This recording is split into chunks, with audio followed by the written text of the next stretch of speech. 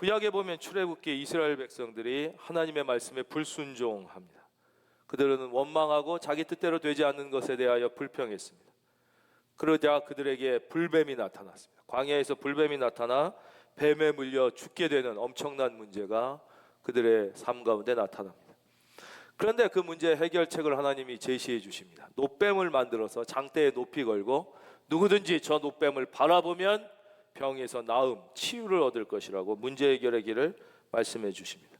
이때 이스라엘 백성들의 마음에는 두 가지 마음이 들었을 것입니다. 첫째, 본다고 나을까? 아니 지금 뱀에 물려서 도구로 죽어가는데 진짜 저거 쳐다본다고 나을까? 하는 마음을 가진 사람들이 있었을 것입니다. 또 하나는 보면 난 것을 믿을 수는 있으나 이렇게 생각하는 사람이 있을 것입니다. 하필 뱀이야? 안 그래도 뱀에 물려 죽게 돼서 뱀은 생각하기도 싫은데 왜 하필 또 뱀을 보라고 하시는 거예요? 아마 두 가지 생각으로 나뉘었을 것입니다. 여러분, 여기에 하나님의 뜻이 있습니다. 여러분, 문제는 어떻게 오는 것입니까? 문제는 뱀 때문에 생긴 것이 아닙니다. 여러분이 가지고 있는 정신의 문제, 마음의 문제, 경제의 문제, 자녀의 문제, 결혼의 문제가 있습니까? 여러분, 직장의 문제가 있습니까? 아픔이 있습니까? 그 문제는 뱀 때문에 온 것이 아닙니다. 여러분이 하나님 앞에 불순종했기 때문에, 하나님의 말씀에 순종하지 않고 불평했기 때문에 문제가 왔다는 것입니다. 여러분, 그 문제를 하나님 앞에 해결받기를 주의 이름으로 축원합니다.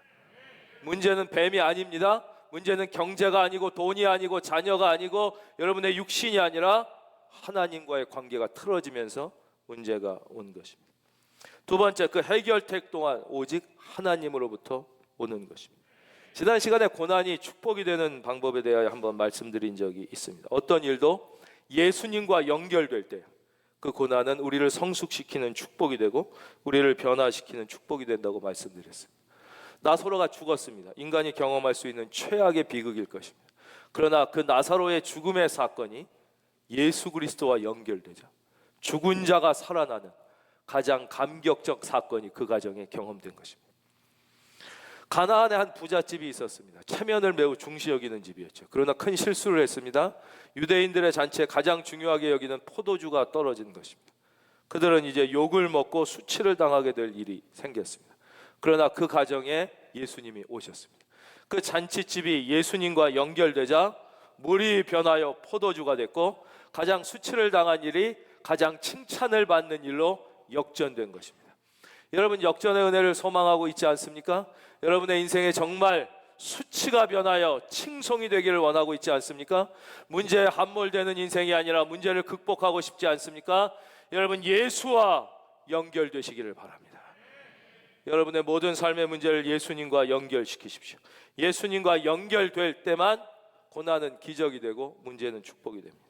예수와 연결되지 않을 때 고난은 고난이며 저주는 저주이며 인생은 그렇게 망하는 경우가 많습니다. 또 하나 여러분에게 부탁드립니다. 여러분의 인생이 예수 그리스도와 연결될 뿐만 아니라 여러분, 이것을 위하여 사십시오. 여러분, 왜 사는 것입니까? 무엇 때문에 사는 것입니까? 여러분의 모든 인생이 수많은 사람들을 예수 그리스도와 연결시키는 인생이 되기를 바랍니다. 그것이 하나님의 부탁입니다. 오늘 말씀 10절에서 베드로는 담대하게 이렇게 선포하죠. 너희와 모든 이스라엘 백성들은 알라. 여기서 너희는 예수 그리스도를 핍박하고 십자가에 못 박아 죽인 권력자들이며 힘 있는 자들이며 예수님에 대하여 가장 적대적인 사람들입니다. 그리고 모든 이스라엘 백성들을 향해서 베드로는 담대하게 이렇게 얘기합니다. 너희가 십자가에 못 박고, 저를 봐주십시오. 한번 다 같이 따라하겠습니다. 내가 죽인 예수. 이것은 꼭 말씀드렸죠. 내가 죽인 예수라는 고백이 없으면 그 예수님은 나랑은 관계가 없는, 나랑 관련이 없는 거예요. 너희가 죽은 십자가에 못 박고, 그러나 그냥 죽으신 게 아니죠. 하나님이 죽은 자 가운데서 살리신. 여러분, 이것이 왜 중요하다고 말씀드렸습니까? 하나님께서 예수 그리스도를 죽은 자 가운데서 살리셨다는 것은 바로 나도 살리실 것이란 뜻이기 때문에, 죽음도 물리쳐 주신 하나님은 우리의 삶의 어떤 문제도 해결하실 수 있는 분이란 뜻. 바로 너희가 십자가에, 내가 죽인 예수, 그러나 하나님이 죽은 자 가운데서 살리신 나사렛 예수 그리스도의 이름으로 이 사람, 절망에 빠져 있는 이 사람, 불필요한 두려움과 근심으로 삶이 가득 차 있던, 날 때부터 안진뱅이 됐던 이 사람이 건강하게 되어 너희 앞에 섰느니라. 그렇습니다. 아주 담대하게 선포합니다. 우리는 이상하게 다른 얘기는 용기 있게 하면서 예수에 대해서 얘기할 때는 쑥스러워할 때가 많습니다. 다른 얘기는 핏대를 올려가면서 하면서도 성경에 대해서는 침묵할 때가 너무나 많습니다. 그러나 베드로는 그렇지 않았습니다. 적대자들 앞에서 분명하게 십자가와 부활을 증거했습니다. 그리고 연이어 이렇게 얘기합니다. 이 예수는 너희 건축자들의 버린 돌로서, 바로 집 모퉁이의 머릿돌, 가장 중요한 건축의 핵심이 되는 머릿돌, 우리는 주춧돌이라고 많이 얘기하죠. 주춧돌이 되었다는 것입니다. 예수님은 예수님 자신도 바로 이 말씀을 인용하시는데요. 누가복음 20장 17절에 보면 건축자들의 버린 돌로서 너희 집 모퉁이의 머릿돌이 되었다는 것이 무슨 뜻인지 아느냐? 이렇게 말씀하십니다. 여러분, 머릿돌은 주춧돌입니다. 건물을 세우고 건물을 만들고 건축해 나가는데 가장 중요한 핵심이 되는 돌을 의미합니다. 이 말씀은 설명이 좀 필요하죠. 그것은 무엇입니까? 우리의 인생이 이런 건물을 짓는데 벽에 하나 들어갈 인생도 안 됐다는 것이죠. 건축자들이 볼 때 이 돌은 아예 필요 없는 정도가 아니라 있으면 회방이 되는 돌이라는 것이죠. 말하자면 창녀라든가 가늠하다 버림받은 여인이라든가 문둥병자라든가 세리 같은, 바로 오늘 이 건강하게 된 날 때부터 장애인으로 태어나서, 이 사람은 있으나 마나한 사람 정도가 아니라 있으면 다른 사람에게 부담을 주는 존재잖아요. 그래서 버린 돌인 거죠. 버린 돌, 있으면 안 되는 돌이에요. 그런데 하나님께서 그 사람을 사랑하셔서 택하셨다는 것이, 택하실 뿐만 아니라 그에게 예수님을 믿는 자, 그 이름을 영접하는 자들에게는 하나님의 자녀가 되는 권세를 주신 것이, 여러분 이 권세를 소중히 여기시기를 바랍니다. 이 하나님의 자녀된 권세를 버리지 않고 살아야 돼요. 그래서 어떻게 된 거예요? 그냥 그 버린 돌을 주워다가 중간 돌 정도가 아니라 머릿돌을 삼았다는 것이죠. 가장 중요한 주춧돌을 만들었다는 것입니다. 율법이 예수를 버렸습니다. 이스라엘이 예수를 버렸습니다. 버린 정도가 아닙니다. 모든 종교 지도자들이 예수를 학대했습니다. 예수를 외면했습니다. 심지어 십자가에 못 박아 죽였습니다. 종교 지도자들만 그랬습니까? 사람들이 다 그랬습니다. 처음엔 예수님이 막 먹을 것을 막 주니까 야, 예수 따라가면 경제적 문제 해결되나 보다. 그리고 와, 몰려갔던 사람들이 있었습니다. 병자가 치유되니까 야, 이 사람한테 가면은 무슨 치유가 되고 건강하게 되나 보다. 그리고 막 따라갔습니다. 근데 예수님께서 내가 십자가를 질 것이다. 너희가 나를 위하여 생명을 버릴 수 있느냐? 생명을 바칠 수 있으냐? 그러니까 다 도망갔을 뿐만 아니라 예수를 외면했습니다. 그를 십자가에 못 박혀 죽게 했습니다. 그러나 하나님께서 그 건축자의 버린 돌 같은 예수 그리스도를 다시 부활시키셔서 모든 이름 위에 뛰어난 이름을 두사 바로 집 모퉁이의 주춧돌을 삼아 주신 것입니다. 저는 하나님이 예수님을 그렇게 하셨다면 우리들도 그렇게 하실 수 있음을 믿습니다. 여러분의 인생이 불필요한 근심과 두려움으로 가득 차 있을지라도 여러분 하나님의 그 사랑을, 그리고 예수 그리스도의 그 이름을 여러분이 붙잡을 수만 있다면 하나님은 여러분을 다시 붙잡으실 것입니다. 여러분을 건축자의 버린 돌 같은 인생을 다시 하나님 나라의 주춧돌로 삼아 주실 것입니다. 바로 이 안전뱅이죠. 이 사람은 남에게 부담이 되고 구걸이나 하는 인생이었어요. 정말 있으나 마나한 인생이 아니라 있으면 남에게 부담이 되는 인생이었어요. 그러나 이 사람이 나사렛 예수 그리스도의 이름으로 하나님의 은혜를 경험하자 초대교회의 가장 상징적인 이름이 되었고 수많은 사람들에게 하나님의 영광을 드러내는 위대한 인생으로 완전히 뒤바뀐 거예요. 여러분 축복하겠습니다. 여러분이 그렇게 될지어다. 베드로는 이렇게 얘기하고 나서 이제 아주 중요한 결론을 내리고 있습니다. 바로 12절입니다. 제가 읽겠습니다. 다른 이로서는 구원을 받을 수 없나니 천하 사람 중에 구원을 받을 만한 다른 이름을 우리에게 주신 일이 없음이라 그랬습니다. 성경에 수많은 말씀이 있지만 이 말씀은 모든 그리스도인들이 심장에 새겨야 되는 말씀입니다. 저도 이 말씀을 너무너무 사랑합니다. 저는 이 말씀을 아주 어려서 교회 다녔을 때부터 배웠고 외웠고 알았습니다. 그런데 신학교에 가서 수많은 강의를 듣고 책을 읽고 그 중에는 뭐 자유주의 신학자들이 쓴 책도 있고 또 아주 아삼아삼하게 얘기하는 이제 학자들이 있어요. 이 학자들. 그러니까 이렇게 얘기하는 거죠. 야, 성경에 보면 다 졸았다고 그러는 예수님이 기도하실 때 땀방울이 핏방울이 되게 떨어졌는데 거기 제자들이 다 자지 말라고 그랬는데 다 잤대잖아. 야, 그런데 그걸 누가 봤을까? 다 졸았다면서 어떻게 알고 성경에 기록했을까? 이런 식으로 얘기합니다. 막 헷갈리죠? 진짜 다 잤다면서. 성경을 자세히 읽어보면 답이 다 나와 있거든요. 성령께서 나중에 모든 것을 다 생각나게 해주신다고. 근데 그 얘기까지 안 갑니다. 그리고 거기까지 그냥 질문을 딱 던지고 끝납니다. 그럼 마음이 싱숭생숭해지기 시작합니다. 어떤 사람은 이렇게도 얘기합니다. 성경에 봐라, 우리말로 번역될 때 오역이 있잖아. 오역이 있을 수 있는데, 그런데 그럼 옛날에 성경을 적을 때는 틀리는 게 없었을까? 진짜 1.1획도 틀림이 없을까? 여기까지 얘기합니다. 더 얘기 안 하고 아삼아삼하게 얘기합니다. 그런 이야기를 듣다 보면 마음이 흔들리기 시작합니다. 마찬가지예요. 우리가 신앙생활을 할 때 여러 가지 어려운 일을 생기고 도전을 받아요. 외부로. 그래서 의심이 생길 수 있어요. 그러나 여러분, 이 12절의 말씀을 붙잡으면 치유함을 받을 것입니다. 치유함을 받을 것입니다. 이것은 흔들림 없는 백신입니다. 여러분, 무슨 코로나 백신처럼 3방이나 맞았는데도 코로나가 또 걸리는, 뭐 안 맞은 것보다 낫겠지만 그 정도 백신이 아니에요. 성경이 분명하고도 확실하게 우리에게 못 박아 주십니다. 혹시 내가 예수를 잘못 믿고 있는 게 아닐까? 혹시 예수만이 구원이 아닐 수 있지도 않을까? 내가 진짜 모든 것을 바쳐 예수를 믿는 게 진짜 잘하는 것일까라고 흔들리다가도 이 말씀을 들으면 그렇게 기쁠 수가 없어요. 마음에 평안이 오고 기쁨이 오고 확신이 옵니다. 여러분, 이 말씀은 무슨 뜻입니까? 바로 예수님이 나를 사랑한다는 말씀이에요. 내가 너를 사랑한다. 그런데 나는 누구냐? 너를 사랑하는 나는 누구냐? 이 지상의 모든 인간들 중에 너를 구원할 수 있는 유일한 자다. 그 내가 너를 사랑한다. 이 얼마나 놀라운 말씀입니까? 이 말씀 때문에 우리가 선교하는 것입니다. 이 말씀이 없었다면 다른 종교에도 구원의 가능성이 있을 수 있고, 다른 사람을 통해서도 구원이 가능할 수 있고, 혹은 선행이나 도를 닦거나 착한 일을 통해서도 구원받을 수 있다면, 그렇다면 우리가 이렇게 미친 듯이 예수 믿을 필요가 어디 있습니까? 우리가 이렇게 모든 것을 다 바쳐서 예수 믿을 필요가 어디 있습니까? 그냥 주일날 교회나 왔다 갔다 하며 적당히 믿으면 되지 않겠습니까? 세상과 타협하면서 적당히 믿으면 되지 않겠습니까? 믿음이 좋은 것은 믿음을 받아들이되, 때로 필요하면 세상의 지혜나 세상의 가치들을 먼저 받아들여서 나에게 유익이 되기도 하는데, 그렇게 적당히 믿어도 되지 않겠습니까? 왜 우리가 이렇게 미친 듯이 예수를 믿어야 되는 것입니까?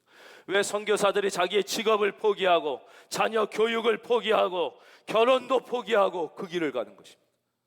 바로 이 말씀 때문에 그런 것입니다. 다른 이로서도 구원이 있을 수 있다면, 구원의 가능성이 다른 종교에도 있을 수 있다면, 선행이나 착한 일로 구원의 가능성이 있다면, 우리가 이렇게 심각하게 모든 것을 바쳐 예수를 믿을 필요가 없는 것입니다. 성경은 분명하게 못 받고 있습니다. 다른 일로서는 구원을 받을 수 없다는 것입니다. 천하 사람 중에 구원을 받은 만한 다른 이름을 우리에게 주신 일이 없다는 것입니다. 여러분, 예수 외에는 구원이 없습니다. 이것은 여러분에게만 해당되는 일이 아닙니다. 여러분의 배우자에게도 똑같습니다. 여러분의 자녀에게도 똑같습니다. 여러분의 부모에게도 똑같습니다. 여러분의 이웃과 친구와 형제에게도 똑같습니다. 예수 외에는 구원이 없습니다. 오직 예수님만 구원입니다. 예수 외에 다른 이름으로 구원이 없다는 이 말씀은 짧지만 무서운 말씀입니다. 여러분, 목사가 직업입니까? 직업 가운데 하나입니까? 여러분, 선교사가 직업입니까? 직업 가운데 하나입니까? 아닙니다. 여러분, 예수 믿는 것이 우리가 직장도 다니고 학교도 다니고 돈도 벌고 하는 일 중에 예수 믿는 것도 하나입니까? 그렇지 않습니다. 왜 결혼하는 것입니까? 행복하려고 결혼하는 것입니까? 아닙니다. 예수 잘 믿으려고 결혼하는 것입니다. 여러분, 이거 좀 설명해 드릴까요? 많은 사람이 행복하려고 결혼합니다. 그래서 결혼한 대부분의 사람들은 불행합니다. 왜냐? 행복은 추구한다고 얻을 수 있는 것이 아니기 때문에. 다 행복한 결혼을 추구하지만 대부분의 결혼은 그렇게 행복하지 않습니다. 행복한 결혼은 인간이 추구한다고 얻을 수 있는 것이 아닙니다. 결혼은 왜 하는 것입니까? 예수 잘 믿어 말씀대로 거룩해지려고 하는 것입니다. 그러면 행복한 결혼은 의미가 없는 것입니까? 아닙니다. 그것은 하나님을 잘 믿어 거룩하게 살려고 노력하는 자에게 주시는 하나님의 보너스인 것입니다. 그래서 행복하려고 결혼하는 사람들에게는 별로 행복이 없지만 하나님을 잘 믿으려고 결혼하는 가정들은 거의 다 행복한 것입니다. 여러분, 왜 공부하는 것입니까? 왜 돈 버는 것입니까? 왜 직장 다니는 것입니까? 왜 결혼하는 것입니까? 왜 일하는 것입니까? 모두 다 예수 잘 믿으려고 하는 것입니다. 여러분, 행복하려고 공부하는 사람에게 행복은 별로 주어지지 않습니다. 행복하려고 돈 버는 사람에게 늘 돈은 부족합니다. 행복하려고 직장 가지려고 하는 사람들에게 직장이 만족스러운 경우가 별로 없습니다. 그러나 여러분, 예수를 잘 믿으려고 한번 해보십시오. 행복도 보너스로 혹시 주실 줄도 모를 것입니다. 그것은 추구한다고 얻어지는 것이 아닙니다. 그러나 이것 때문에 많은 현대인들이 좌절합니다. 예수 외에 다른 이름으로 구원이 없다는 이 무서운 말씀으로 많은 지성인들이 좌절합니다. 예수님을 믿으려다가도 이 말씀 때문에 갈등합니다. 지금도 이 예배를 드리는 분들 중에 갈등하는 분들이 있을 것입니다. 예수 믿는 사람들은 너무나 독선적이다. 왜 기독교에만 구원이 있다고 하는가? 만일 예수에게만 구원이 있다고 하면 예수는 너무 편협하지 않는가? 너무 독성적이지 않는가? 이건 기독교가 그토록 주장하는 사랑과도 좀 위배되는 것이 아닌가? 이렇게 얘기합니다. 그러면서 드는 예가 거의 두 가지죠. 말하자면 시청에 가는 길이 왜 한강대교만 넘어가야 되냐? 동작대교 넘어가도 갈 수 있고, 저 성북동에서도 올 수 있고, 을지로로도 갈 수 있고, 광화문에서도 올 수 있지. 왜 구원의 길이 꼭 이 길만 있다고 얘기하느냐? 여러 길이 있지 않느냐? 이렇게 얘기를 합니다. 쥐구멍도 있고 새길 수 있을 수 있다는 것입니다. 왜 너만 이쪽으로 가야만 갈 수 있다고 하느냐? 혹은 산 올라가는 예를 들죠. 백두산 정상 가는 게 꼭 한 길이냐? 동쪽으로도 가고 서쪽으로 가고 동서남북 다 있다는 것입니다. 그래서 그런 사람들은 타종교에도 구원이 있다고 이야기합니다. 그래서 이 말은 굉장히 설득력 있게 들립니다. 매력 있게 들립니다. 특별히 휴머니스트들에게, 인간의 이성과 상식을 존경하는 이들에겐 이것처럼 멋있어 보이는 말이 없을 것입니다. 즉, 그들의 주장은 기독교 예수뿐만 아니라 타 종교에도 구원이 있을 수 있다는 것입니다. 아니, 구원이 있다는 것입니다. 여러분, 정말 그렇습니까? 여러분, 속으로 한번 대답해 보십시오. 불교에 구원이 있습니까?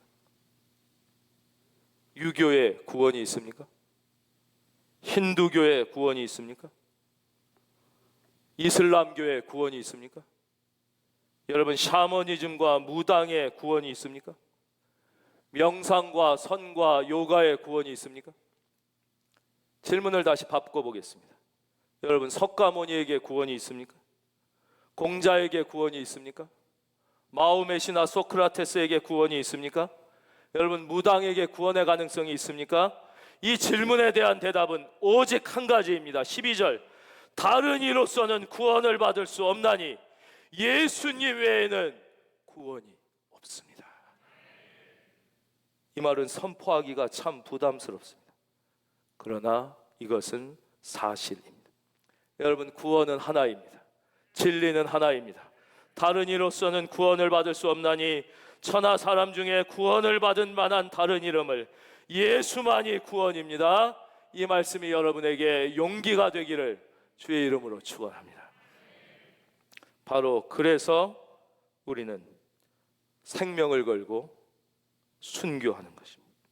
그래서 우리가 선교하고, 우리가 전도하고, 우리가 교회들을 지원하고, 우리가 교회를 개척하는 것입니다. 우리가 생명을 걸고 순교하고 주의 이름을 선포하는 것입니다. 하나님은, 다시 말씀드리지만, 인류 역사에 구원을 얻을 만한 어떠한 이름도 우리에게 주신 일이 없습니다.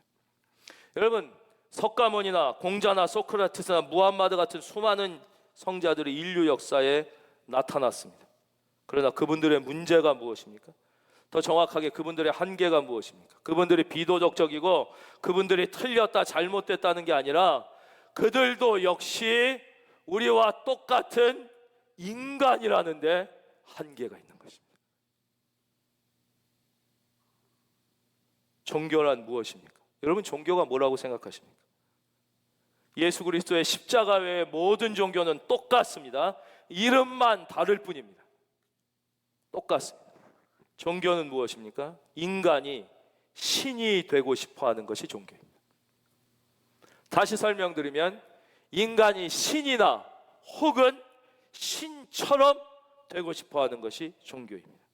그러나 여러분, 인간은 결코 신이 될 수 없습니다. 설명을 좀 해드릴까요? 인간은요, 권력만 좀 잡아도요, 자기가 신이 된 것처럼 착각합니다. 그래서 자기 명령대로 모두가 움직여줄 줄로 알고 법까지도 바꾸면서 자기 뜻대로 하려고 합니다. 그러나 심각한 착각입니다. 몇 년 지나지 않아 그는 심각한 문제에 부딪히게 됩니다. 역사에 이 007이라는 영화에 봐도 그 마지막 편의 주제가 그거 아니에요? 인류 역사에 신을 흉내낸 사람치고 그 끝이 좋은 존재가 없었다는 것입니다. 그 액션 영화도 그런 주제를 다루고 있더라고요. 그러나 사람은 권력만 가져도 자기 신이 된 것처럼 착각합니다.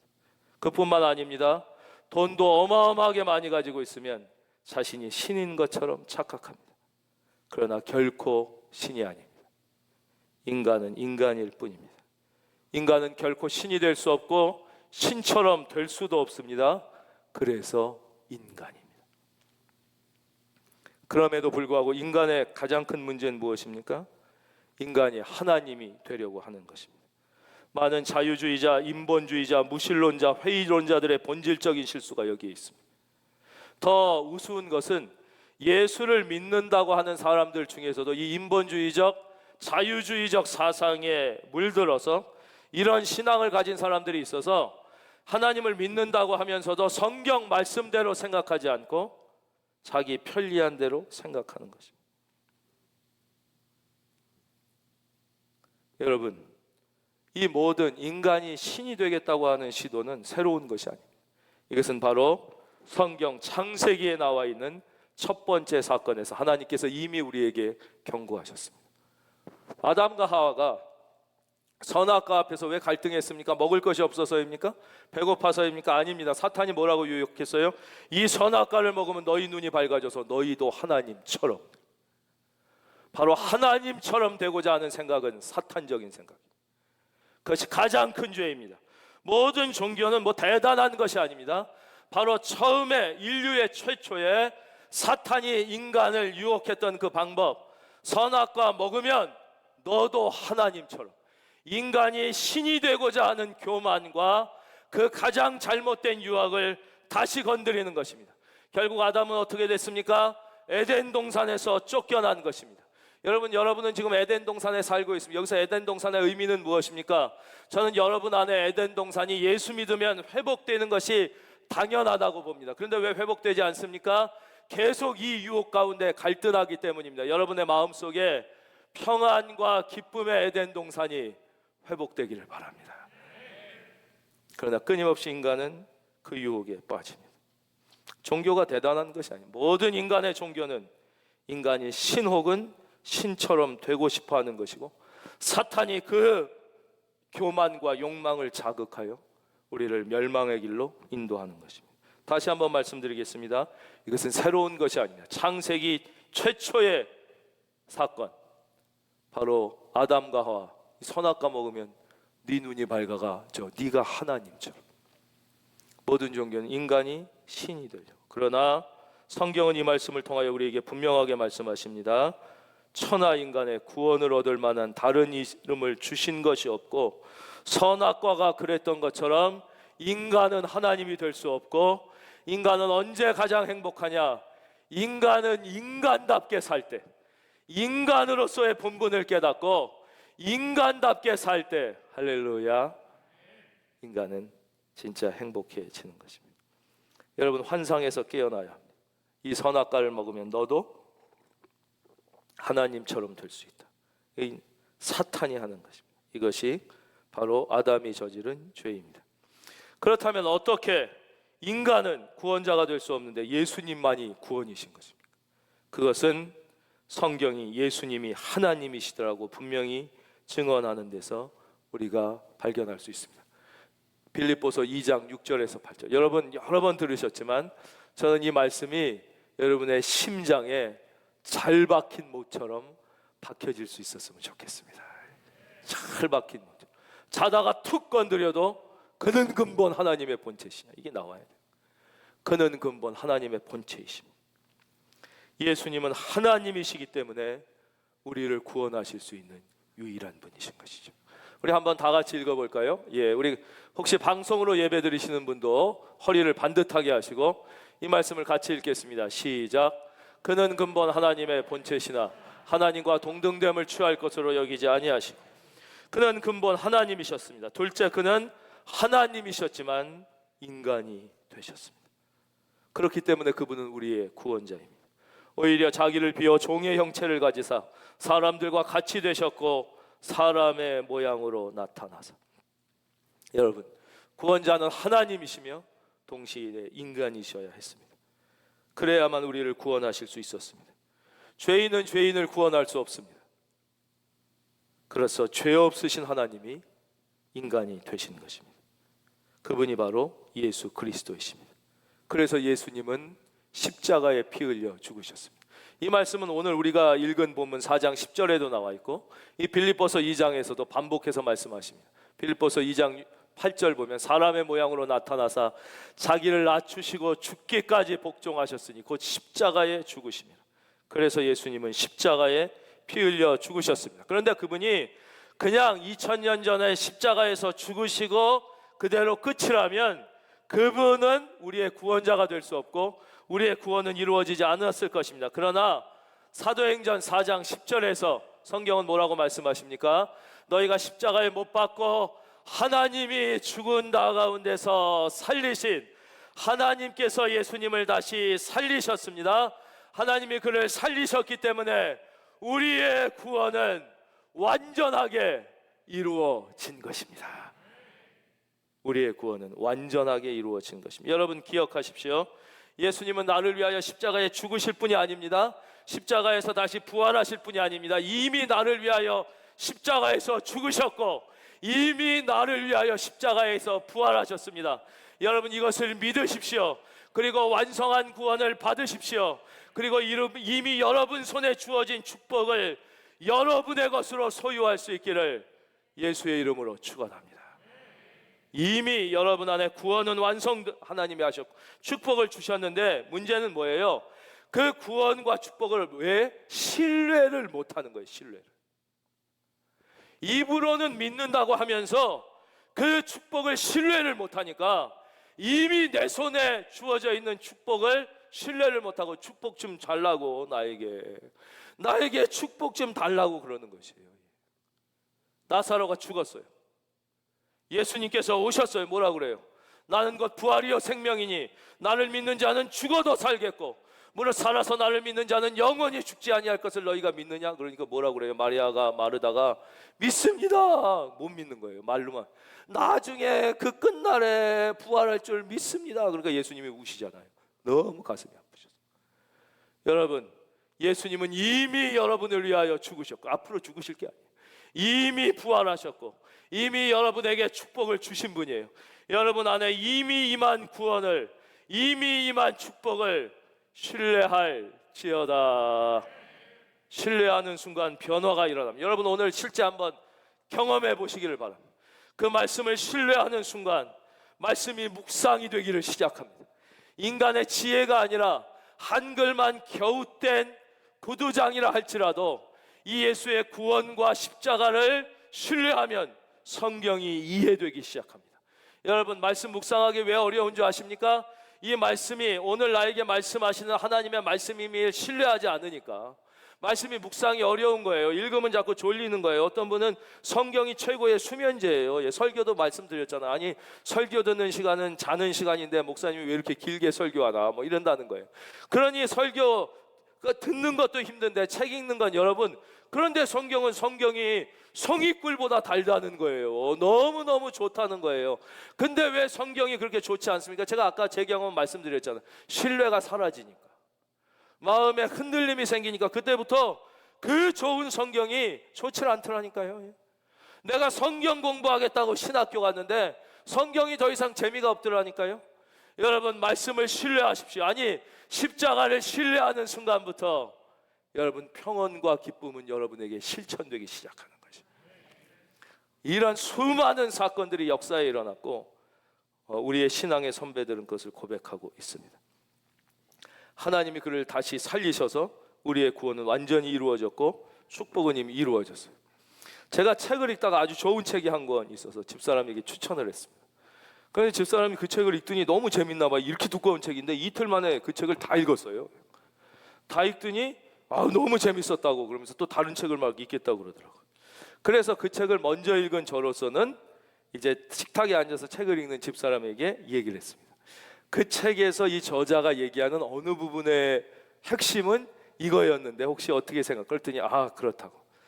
그 두 번째 아주 중요한 게 있는데 이게 아주 착각하기가 쉬운 부분이라서 이걸 내가 당신한테 얘기해 주고 싶었다. 두 번째, 잘못하면 이 저자가 얘기한 이것을 우리가 착각할 수가 있는데 이의 본뜻은, 원래 중요한 것은 여기까지 얘기했는데 집사람이 식탁에 앉아서 저를 보더니 이렇게 얘기했습니다. 딴 책 읽는데 방해되니까 좀 조용히 해줄래요? 이렇게 얘기했습니다. 그래서 사모님이 그렇게 말씀하시니 아내님이 어떻게 하겠습니까? 남편이 사는 길은 하나뿐이 없습니다. 조용히 하라고 할 땐 조용히. 그래서 입을 다물었습니다. 여러분, 괜찮습니다. 그 내용은 몰라도 되는 것이, 알면 조금 좋겠지만 몰라도 그렇게 문제는 없습니다. 그러나 여러분, 이 4장 12절의 말씀이 여러분에게 방해가 되지 않기를 바랍니다. 진짜 여러분에게 이 말씀은 너무나 중요한 말씀입니다. 여러분, 이 말씀이 여러분에게 은혜가 되기를 바랍니다. 여러분, 이 말씀을 붙잡을 수 있기를 바랍니다. 여러분, 이 말씀을 생각할 때마다 불이 떨어지기를 주의 이름으로 축원합니다. 예수님은 이렇게 말씀하셨습니다. 나는 곧 길이요 진리요 생명이니 나를 통하지 않고는 아버지께로 올 수 있는 자가 아무도 없다는 거죠. 우리가 잘 아는 영어로 말씀드리겠습니다. I am the way입니다. I am a way가 많은 길 중에 내가 한 길이 아니라면 아님. I am the way, 내가 유일한 길이라고 예수님이 말씀하셨습니다. I am the truth, 나만이 구원의 유일한 진리요. I am the life, 나만이 참 생명이라고 그래서 만약에 이 말이 거짓말이라면 예수님은 거짓말쟁이가 됩니다.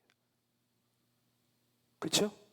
나만이 유일한 길이요, 유일한 진리요, 유일한 생명이라고 그랬는데 이게 아니라 예수님 외에도 다른 길이 있다면 예수님은 거짓말쟁이입니다. 여러분, 예수님이 거짓말쟁이입니까? 이 말이 사실이 아니, 이 말을 예수님이 직접 하셨잖아요. 나는 여러 길 중에 길이 아니라 유일한 길이다. 나를 통하지 않고는 아버지께 갈 수 있는 길이 아예 없다고 그러셨는데 이 말이 팩트가 아니라면, 사실이 아니라면 예수님은 거짓말쟁이입니다. 여러분, 예수님은 거짓말쟁이가 아닙니다. 여러분, 예수님만이 유일한 진리입니다. 예수님만이 유일한 길입니다. 예수님만이 유일한 생명입니다. 이분이 예수 그리스도이십니다. 그 예수님이 여러분을 사랑하고 계십니다. 여러분, 혹시 아직 이 예수를 유일한 구원의 나의 구주로 믿지 않고 계신 분이 계시다면 여러분, 오늘 이 예수를 믿지 않으시겠습니까? 이분만이 유일한 길이기 때문에. 여러분, 또 여러분에게 말씀드립니다. 여러분, 여러 가지 도전과 어려움과 현실적 문제와 의심으로 말미암아 내가 그분이 나의 구원자임을 믿고 고백했으나 지금 그분과의 연결이 끊겨져 있는 분이 혹시 있으시다면 여러분, 다시 그분을 여러분의 마음의 보좌의 중심에 모셔드릴 수 있기를 축원합니다. 여러분 자신이 여러분의 보좌의 중심에 앉아 있습니까? 그래서 여러분은 불필요한 근심과 두려움 때문에 하루하루를 보내지 않습니까? 정말 마음속에 말씀을 대할 때마다 참 평안과 기쁨이 있습니까? 만약에 아니라면 여러분, 다시 예수님과 연결돼야 합니다. 예수님과 다시 연결될 때 나의 마음속의 보좌의 자리를 원래의 주인이신 참 주인이신 예수님께 돌려드릴 때, 이걸 조금 어려운 말로 회복의 은혜라고 그래요. 많이 들어보셨죠? 회복의 은혜. 원래 그 보좌의 주인이신 예수님이신 거예요. 그 자리로 돌려드릴 때 여러분 안에서 이 신뢰가 회복될 때 여러분의 어떠한 현실적 문제도 변하여 축복이 되고, 여러분들이 그토록 좋아하는 역전의 은혜가 남의 얘기가 아니라 여러분의 고백이 될 줄로 확신합니다.